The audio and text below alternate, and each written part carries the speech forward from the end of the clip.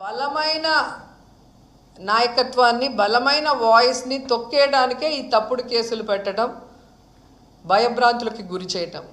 నిజంగా తప్పు చేస్తుంటే ప్రూఫ్ ఉంటే దానికి తగ్గ కేసు పెట్టండి, శిక్ష అనుభవించడానికి ఎవరైనా రెడీగా ఉన్నాం. అంతేగాని దొంగ కేసులు పెట్టి మ్యానిపులేట్ చేసి డైవర్షన్ పాలిటిక్స్ చేయాలనుకుంటే భయపడే వాళ్ళు ఎవరూ లేరు. ఈరోజు ఆయన పెడుతుంటే నవ్వుతున్న వాళ్ళ ఎమ్మెల్యే ఎంపీలు మినిస్టర్లకి రాబోయే కాలంలో మేము నవ్వుతాం. అప్పుడు మీకు తెలుస్తుంది ఇక్కడ మినిస్టర్కో లేదా బైరెడ్డి సిద్ధార్థకో ఏం సంబంధం ఉంది.